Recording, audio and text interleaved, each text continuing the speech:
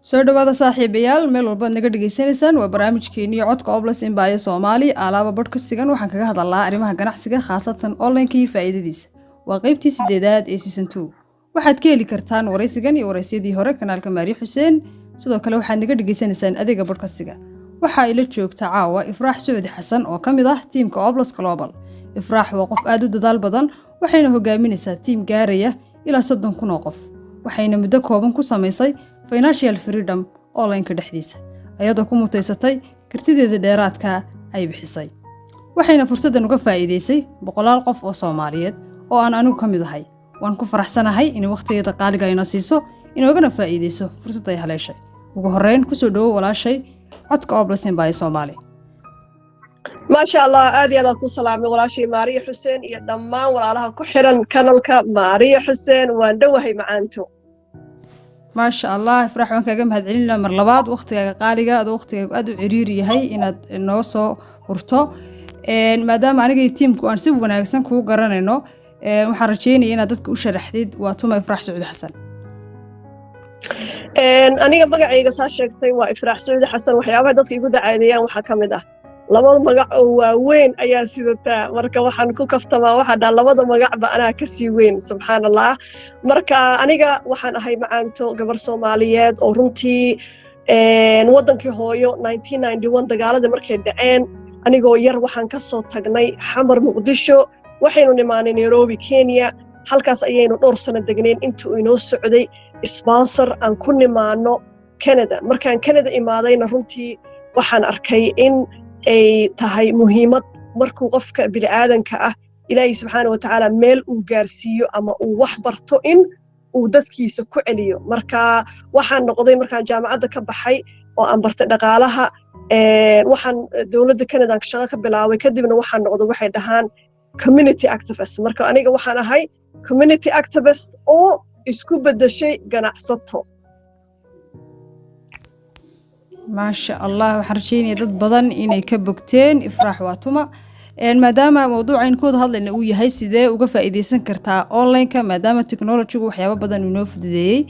إفراحي محيط هاي فرق جودة حيسا جناحسيدي هراء جناحسي أونلاين كسبر جود إنه قبح ما شاء الله سؤال أدي أضفي عن أنا إنك صونا أنا جناحسي هراء أنا سوقلين لكن سايدين شيء ما دام مركي هراء دقالها أنا برتي أو جناحسي أنجعلا aabahay ilaahay u naxariis asagoo yar weligay ganacsada ahaa weligay marka waxa ku hamin jiray qof bil aadan inaan u shaqeynin laakiin ilaahay subhanahu wa ta'ala riyadaas wuxuu ii rumeeyay 4 sano ka hor 2018kii bilowgeedii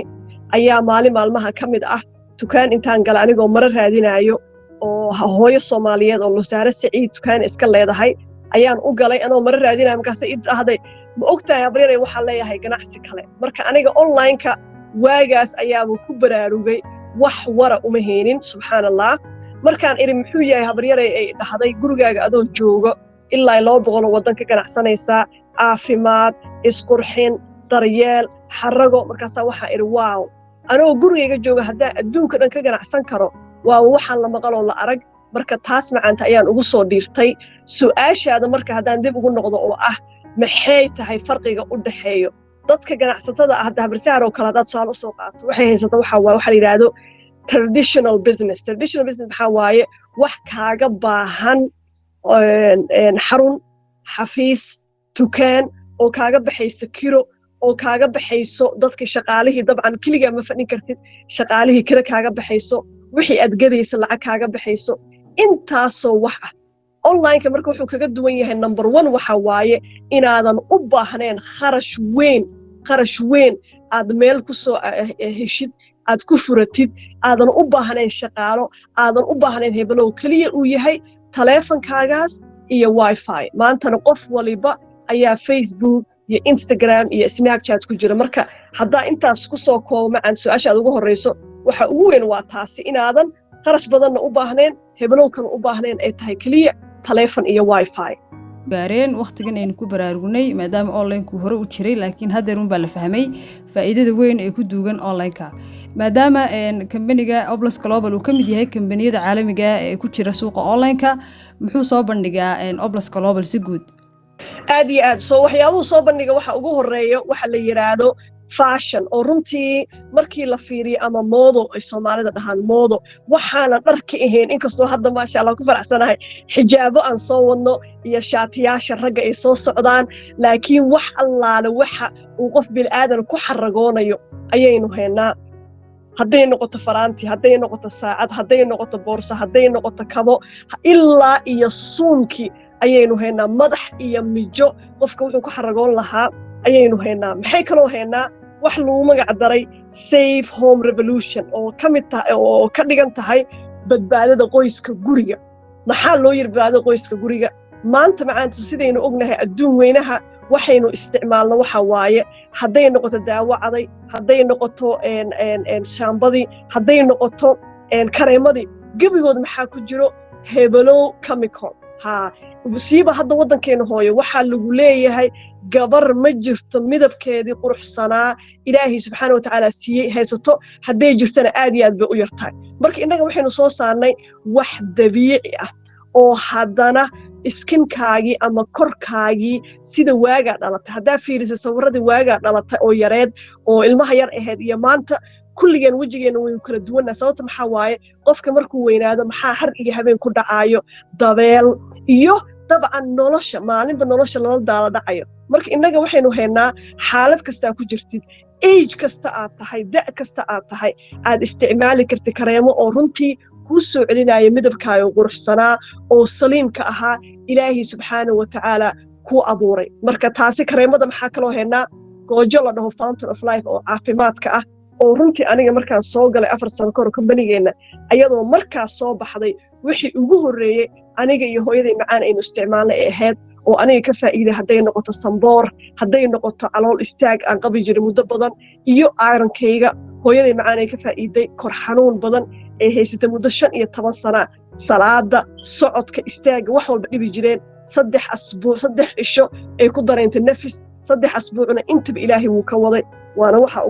ugu dhiirtay kombanigeenna maxay kaloonu haynaa daawo caday oo runtii daawooyinka cadiga aynu isticmaalno war iyo wacaal uma hayno waxaa ku jira maado la yidhaahdo fluoride oo haddaa google gashid madaxa qabsanaysid inta dhibaato ee leedahay annaga marka maxaynu samaynay fluoride-ka waxay ku leeyihin waxaa ugu darnay waxaynu rabnaa in bakteeriyada ay disho laakiin inta dhib ay kuu keenaysaa ka daran marka bakteeriyadii waxaan ka saarnay suntii ahayd fluoride waxaan ku bedelnay microsilver ilkahaagana kuu caddaanayaan haddii xataa ay kuu cararto adiga ciyaalkaaga aysan sun kuu ahayn maxaa kaloo haynaa kareemada oo korka la marsado maxaa kaloo haynaa isbray wax la dhaho oo runtii markuu cudurkan adduunka saameeyey covid-19 oo kulligeen aynu naqaanay intii u dhimatay waxaynu leenahay ilaahay ha u naxariisto inta u jira ha ka caafimaadiyo inteena kale ilaah naga mangeliyo cudurkaas markuu soo baxay waxaa la soo saaray isbray oo ah maadaama la dhahayo har iyo habeen meel kastaa taabataan gacmihiina dhaqaa isticmaala bahasha la yidhaahdo hand sanitizerka ay dhahaan maxaa ku jiro abkee alcohol oo dhan indhagana haddaynu nahay saynu ognahay alcohol ma u isticmaali karno marka iyadana waxaa lasoo saaray mid alcoholka laga saaray marka subxaan allah lama soo koobi karo hadday noqoto caafimaad isqurxin iyo daryeel wax waliba waynu haysanaa waan kugu soo celiyey macaanta maasha allah suuquu dhammaystiraya waan rajeynayaa wax walba uu qof walba uga baahan yahay inuu ka faa'iidaysto Oblas Global inuu ka heli doono rajeynayaa maxay ahayd sababtii ugu weyneed aad ugu soo biirtay company-ga Oblas Global goormaad ku soo biirtay su'aal aad u fiican waxaan ku soo biiray aniga si toos u daahfuray dukaankayga waxay ahayd 2018kii bishii Abriil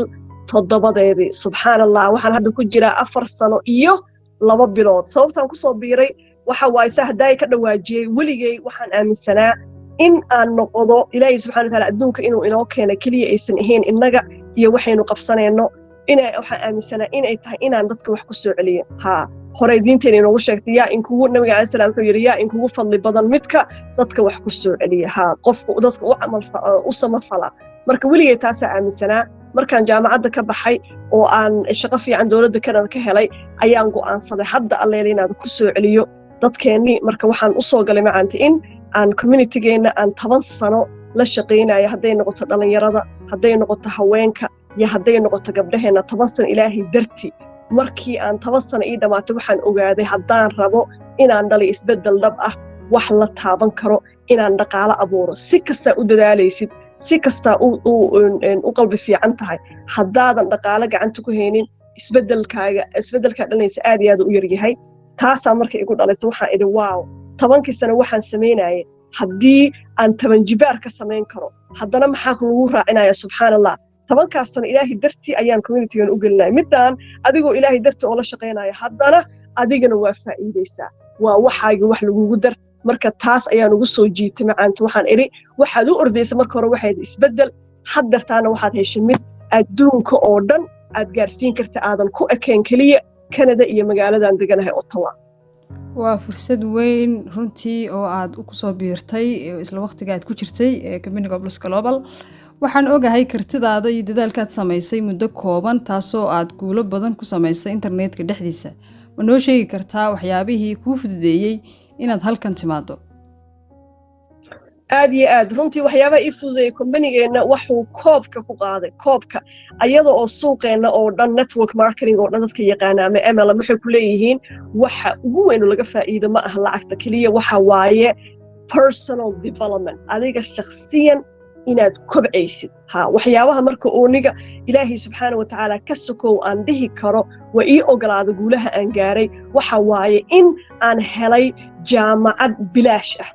7 cisho asbuuci har iyo habeen waxaa socdo tababar iyo webinar kuwa ku baxaya af English kuwa ku baxaya Soomaali kuwa ku baxaya Faransiis Sawaaxili af kasta kuwa lagu barayo maadaama 200 wadan aynu joogno intaasoo af ayay ku baxaan marka aniga maadaama aan weligay ganacsi soo sameeynin waxaan ahaa ilmo yar oo dhashay oo kale markaan suuqaan soo galay waxaa la daadiyay sida ilmaha markay dhashaan oo kale ha dhicin ha jabin yar iyo weyn madow iyo cadaan gaal iyo muslim qof waliba ayaa isoo gacan qabtay marka waxa ugu weyn aan dhihi kara macaanta ilaahay subxaanahu wa tacaala ka sokow ii ogolaaday waxa waaye tababarka iyo trainingka aan helay maantana aan ku faraxsanahay annaga haddaynu nahay tiimka Soomaalida Outlands Empire Somali inaynu nahay tiimka ugu webinar badan ugu tababar badan oo qof maanta Soomaaliya aysan ciilaynin af hiblaayo ma aqaani marka taasaan dhihi karaa markhaati baan ka ahay dadaalada faraha badan Oblos soo gudbiyay runtii inaad adigu qayb weyn ka ahayd inaad Soomaali badan aad gaarsiiso fursadan online-ka maadaama Ifraaxay dad badan ay dhageysanayaan una baahan yihiin inay ka faa'iideystaan Company Oblos Global qofka doonaya inuu ku soo biiro Oblos Global maxaa looga baahan yahay su'aal aad u fiican runtii waxa looga baahan yahay daawan ka dhawaajiyo online qofkii ma haystaa telephone iyo wifi ilaa iyo wadanka hooyo waxa lagu leeyahay geela hadduu dhamo waxa ku qoran hadduu dhamo geelaan heblaayo telefonkiisa soo wax cellphone-kiisa kulligeen telefonkaas baynu wadanaa Facebook Instagram YouTube Snapchat TikTok har iyo habeen waynu ku jirnaa waxa lagu leeyahay article ayaa hor akhrinayay qofka ugu yar waxa lagu leeyahay yoonkii 2 saac ilaa 3 saac ayaa uga baxda social media maadaama aad dhex joogtid maanta waxaad haystaa fursad aad uga faa'iideysan kartid koob waxa u baahan tahay haddaa mar telefoon iyo wifi haysatid waa taa laba maxaa way muhiimka ah hami dab ma kaa tahay in aad ka miro dhalisid ama aad ka rumaysid riyooyinka kulligeen waxa inaga dhex buuxayo riyooyin hal hees waxa uu company-geena if you have the will we have the way haddii adiga ay kaa go'an tahay hamigii haddaad haysid maxaynu ku haynaa dariiqii iyo jidkii hami iyo wifi ayaa la imaanaysaa inta kale har iyo habeen tababarkaas ayaa dhinacaaga ka gelaysaa intii iyo fursad weyn oo qof walba uu ka faa'iideysan karo inta Ifraax idin sheegteen waxaan rajeynaa inaad ka faa'iideysan doontaan kuna soo biiri doontaan Company Oblos Global maadaama qof walba uu danaynayo inuu online ka dhaqaale ka sameeyo dhaqaale intee leeg ayuu ka sameyn karaa Oblos Global ما شاء الله dhaqaale intee la eg subxaanallah su'aasha waxa waaye dhaqaale intee la eg adiga rabtaa waa qof waliba iyo inta uu rabo waa qof waliba iyo dadaalkiisa waa qof waliba iyo kartiriyo compensation plan sidaynu dhaqaale u sameeyno waxa waaye qofka meesha ugu sareysa marka uu gaaro wuxuu sameyn karaa asbuuci ilaa iyo 60,000 haddii sanadkii loo qeybiyo maxaa waaye 3,120,000 intaa maxaa ka maqan waxyaabaha uu kompanigeena hadiyad u bixiyo hadday noqoto marka bilaash lagu raaci doono oo sanadka soo socdo ilaahay ma soo socdo hadday noqoto wax la yiraahdo MGRS oo ah 200 oo wadan dhaqaalaha ka soo aruura bil walba 1 share 2 share ilaa 3 share qaadan kartid haddii lagu daro gaari bilaasha ilaa $4,000 bil walba oo gaari bilaash ayaa sameyn kartaa maxaa kaloo ku raaco intaasoo vacationyaal ah oo dadka loo dhigo markay gaaraan darajooyinka hadday noqoto LD3 iyo LD4 iyo wixii ka sarreeya marka waxaasoo dhan hadiyad markii lagu daro waa ilaa $4 milyan yes fursad waxaynu ku heynaa ilaa $4 milyan ka sameyn kartid maanta markaa soo gashid ugu horeyso hal qof aan la wadaagta kaliya hal qof oo walaala aan la wadaagtay oo lifestyle advisor ah ayaa $300 ka sameyn kartaa hadda maanta soo gashay biri kulanka qof hadaa keentid marka lama soo koobi karo macaanto kii raadinayo $200 kii raadinayo $1,000 kii malaayiin raadinayo intaba waynu idiin heynaa maasha Allah waa fursad weyn runtii qof walba ka faa'iideysan karo insha Allah taala dad badan oo dhageysanaya barnaamijkan inay ka faa'iidaan barajeynaya wuxuu baan u arkaa in dadaalkaagu uu ku ciirin ay tahay waxaad 2 sano ka hor joojisay inaad shaqaale si ahaato adoo helay wixii aad shaqeynaysay 3 jibaar ilaa 10 jibaar aad heshay arinkaasi sidee bay kugu suurta gashay maasha Allah su'aasha ugu jeclahay sababta ay tahay 2020kii waxa dhacay runtii wax historygaas waxa waaye bishii Maars 3deedii dadkii waxaan ku jiray dabcan shaqada laga fariisiyay dawladda Canada ku shaqeynayay oo la yiri fariista oo inaga waxay ku ficnaan lacagtii aan sameynayay guriga anagoo joogna xataa waa sameynaysan kaliya waxa la yiri guriga ku soo shaqeeya computeryaashana la soo siinay aniga marka 2 sano ugu horeysay markaan kompaniga soo galay maadaama aan shaqaale ahaa 9 to 5 markaan shaqada ka soo baxo hadhowta maalin kasta waxaan gelinayay 2 saac ilaa 3 saac sababtoo ay tahay full time waxa iga dhamaysa shaqadii kale hadda markii guriga la soo fariisiyay maxaa ii suurtagalay marka meeshii 2 saac aan gelinay inaan gelin karo 4 saac weli shaqadii dawladda waa sameynay laakiin waxa baaqi ii noqday safarkii sii socday soo socodkii haye ilaahi subxaanahu wa ta'aala muxuu qadaray marka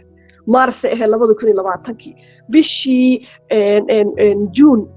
oo 3 bilood kadib bishii 6aad 2020kii maalmaha kamid waxaan galay website-kayga mise waxaan arkay subxaanallah bishii June kaliya ayadoo ii soo xarootay 10,000 waa 2 jibaar wixii aan subax walba u kala jiray isla markii waxaan qoray email waxa u diray managerkayga wakiilayga waxaan ku iri waxaan rabaa inaan resign gareeyo inaan ka fariisto maxaa la iga baahan yahay asoo naxsano isoo wacay subxaanallah wax xasuustaa wuxuu isiri gabadhii madaawo isku yar boqol sababtay tahay dad badan cudurka markuu imaado buuq badan iyo walwal badan baa dhacay wuu soo wacay maya iri alxamdulillah marka hore uu ogaa hore u sheegay inaan ganacsiga sameynayo waxaan ganacsiga ii socday hadda waxaan gaaray inaan sameeyo 2 jibaan waan ka fariisan so bishii July 2020kii ayaa si toos ah uga fariistay macaanto markaan ka fariistay marka maxaa dhacay taasi maxay ka dhigan tahay waqtiga 8 saacadood shaqadii full time ka oo dhan waxaan ku soo wareejiyay ganacsigayga ilaahay subxaanahu wa ta'aala muxuu qadaray 3 bilood kadib iska daa 2 jibaar 5 jibaar ilaa 10 jibaar waxaan gaaray heer waan xasuustaa bishii 9aad 2020kii bishaas halkii asbuuc ayaan 10 ku sameynayay hal bil ayaa waxa soo xareeyay $50,000 subxaanallah marka runtii su'aashan waxa ugu jeclahay ma aha aniga heerka aan gaaray waxa waaye dadka inaan u ifiyo online-ka inuu yahay meesha kaliya adduunka oo dhan maanta wixii saameeyo aad uga fursan kartid waan kugu soo celiyay macaanto waa fursad weyn runtii qof walba uu rabo inuu maalin uu ka faa'iideysto maantana chance badan ayaad u hesheen inaad ifraax oo intaas oo isbedela iyo intaas oo dhaqaale ama muddo kooban ku sameysay online-ka dhexdiisa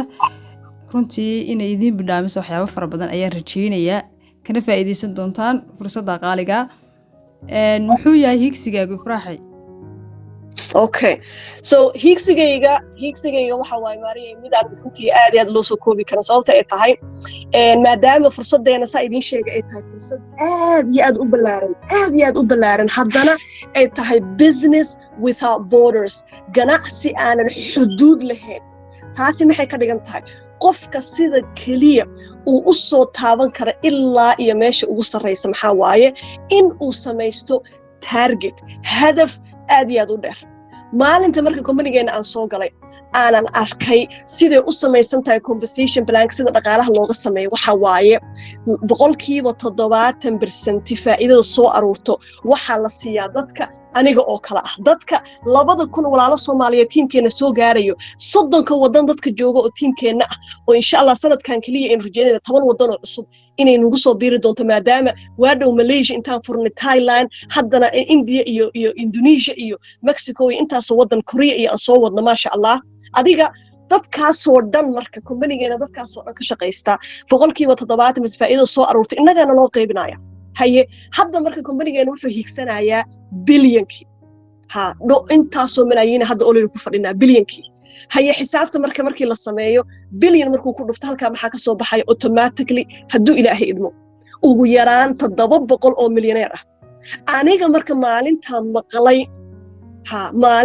maqlay numberkaas anigana target aan samaystay muxuu yahay targetkayga hadduu ilaahay idmo hadafkayga tiimkayga ilaahay subxaanahu wa ta'aala khayr ha siiyo ee walaashin Maariya number 1 ka tahay ay igu raaceen 700 oo milyaneerka kumbanigeena ugu yaraan waa markay ugu yar tahay 100 inay noqoto Soomaali hadduu ilaahay idmo taasi marka maxay ka dhigan tahay fadhi inooma yaalo waa waxaan har iyo habeen u taagannahay dadka walaalaheen u gaarsiinayna insha Allah marka hadafkayga waa ka saamacaanto haddana waa faan oo la fara kama qodna inkastoo aanan xisaab lahayn inta hooyooyin inta gabdho inta wiilal oo maanta iyagoo gurigooda joogo gabigood ay ka sameynayaan 1,000, 5,000, 10,000, 20,000 aysan xisaab lahayn haddana 1 iyo 2 ma joogno marka hadafkayga waa ka saamacaanto waa bilyanka hadduu ilaahay idmo iyo 100 milyaneer ugu yaraan tiimka Soomaalida ka soo baxo insha Allah baa ku rumeeyo higsigaaga dheer insha Allah tacaala dhamaanteynba ma jiraan waxa qabada oo ka horiyay markii hawshu bilow ku ahayd واو سؤال أبيض أفيعاً طبعاً وحولي بقوا وناكسن وحولي بقوا وناكسن أما هرمر قفك بكو روين وسمايو شيدانكا وقهر ريكاهر إيمانايو كدمنا بلا آدنكي وحيابها أقوين عقبت أقوين أنا وحي أحد كو سوقان oo la dhaho network marketing ama MLM waxaan ogaaday community-geena hada yaraatee waxay ka yaqaanaa inaysan jirin hadday yaqaanaana kaliya waxay ka maqleen waxyaabaha negative-ka ogaada wax waliba oo wanaagsan horumar kasta muxuu leeyahay negative haye waxyaabahaas markaan arkay waxa ugu horeysa aan diiradda saaray maxaa waaye dadkeenni in aan u sameeyo wacyigelin ama awareness inay ogaadaan war suuqan ma ogtihiin inuu yahay suuqa number 1 sanad walba milyaneerka ugu badan adduunka oo dhan shaqo kastoo la qabto ganacsi kastoo la qabto wuxuu galay number 1 milyaneerada ugu badan inay ka soo baxaan sanad walba labo ma ogtihiin inuu yahay suuqa kaliya qof waliba kii jeebka yaraa kii dhexdhexaadka ahaa kii kale kii jaamacad iyo PhD haysto iyo kii magaciisa loo qoro kaliya yaqaan suuqa kaliya oo loo siman yahay oo ah equal si ogeena wuxuu dhahaa waa equal opportunity ama wuxuu dhahaa the greatest equalizer waa waxa kaliya oo dadkii oo dhan simayo lama kala jecla qofka aad tahay xirfadda aad taqaanid yaa u dhalatay cidna ma kala jeclo waa suuq loo siman yahay marka dadkayga markaan kana dhacsiiyay caqabada kale maxaa waaye aan ogaaday inaad ku tashatid markaa horumar sameynaysid qof waliba ma soo dhaweynayo horumarkaaga qof waliba kaama iibsanayo haddaa alaab gadid ama haddii aad adeeg samaysid service qof kasta welcome kuma dhahayo taasna way igu yar adkaysato dad waxaa jiro oo runtii mar waliba aan walaalo ahayn wada shaqaynayna oo maanta hadda iyaga wax sameeyaan aan ahaan lahaa qofka ugu horeeya marka arka dadkii gadaal iga gurtay waxay inaan dhaho no problem qof kasta isaaqadiisu leeyahay oo walaaltinimada halkaas aynu ka soconno marka caqabadooyinkaas ugu horeeyay macaanta suuqayno war laga helin iyo dadkii igu dhawaa oo aanan haba yaraatee ii soo jeedsanin laakiin umaanan jabin waad aragtay maanta maasha Allah horaan uga soo hadalnay marka taas waaye caqabadooyinka alxamdulillah ilaahina wuu iga soo gudbiyay wax walba caqabad bay leeyihiin laakiin qofka ku xidhan tahay siduu uga gudbo caqabadahaas qofka doonaya ifraax inuu la soo xiriiro halkee ka heli karaa su'aalahaas runtii again waa kuwa ugu jecla xagee laga soo xiriiraa waxa ugu horeysa facebookeena oo runtii teamkeena oo dhan uu leeyahay waxaa la dhahaa pagekaas ifraax essentials ama haddaa qorta Facebook Opulence Empire Somali wuu ku soo baxayaa sidoo kale Facebook pagekayga oo ah aniga privatekayga waxa waaye Ifraax Sucdi Xasan ama ما شاء الله إن هذه دونتان برجينية إفراح ميلها يدين تلمانتي أنا أقول إن شاء الله لينكي كان برامج كان كوريبيا ما حيث هاي تلادا أما فرينتا قدام بيساعد سينسو تذكر Soomaaliya دي كل جيسني talada aan siinayo waxa waaye Soomaali waxay ku mahmaadaa talada waa marad garan weydo iyo marad gaari weydo san hore in kugu soo sheegay adduunka oo dhan ama maanta ku baraarugsano ama ku baraarugsanaanin ama maanta jeclow ama ha jeclaanin meesha qof waliba yar iyo weyn isugu imaanayo waa online kaas maanta markaan la jaan qaadid hadaynu nahay Opulence Empire Somali markaan la jaan qaadid automatically 5 sano ilaa iyo 10 sano ayaa ka horeysa dadweynihii oo dhan ha marka aad iyo aad aan kugu boorinayaa inaad ka faa'iideystaan fursadan oo kale online oo dhanna aad runtii diiradda aad saartaan annagana dabcan maxaynu ku haynaa tababarkii walaaltinimadii iyo wax walba soo dabcan waynu jeclaan lahayn inaad tiimkeena Opulence Empire Somali ka mid noqoto insha Allah الله وحرجيني إن دد بدن كفائديستين برنامج كنتو سعودي دد بدن وقاري دونا رجينيا فرح والله الله كجمع عرينا وقتها قارقات نوصل هرتي هذا وقتها أدو عريري هاي أنا دوك فائديسو فرصة دات هالشيء دت كاغا Soomaaliya مرلبات نكون مهنقنا adiga mudan Maariya jazakallah khayr dhamaan walaalaha Maariya channel ku xiran waxa idin leeyahay noolaada subscribe ku dhufta like ku dhufta insha Allah Maariya wada ogaan doontaan inuu Ilaahay waadhow waxaad arkaysaan caalamka oo dhan oo sheekadeeda ka hadlaya markaa waa ku mahadsantahay macaanto sidaad dagaal ugu jirta adigana iyo juhdi badan u gelinaysid walaalaha inaad gaarsiisid horumarka adduun weynaha ka dhacayo marka jazakallah khayran ku leeyahay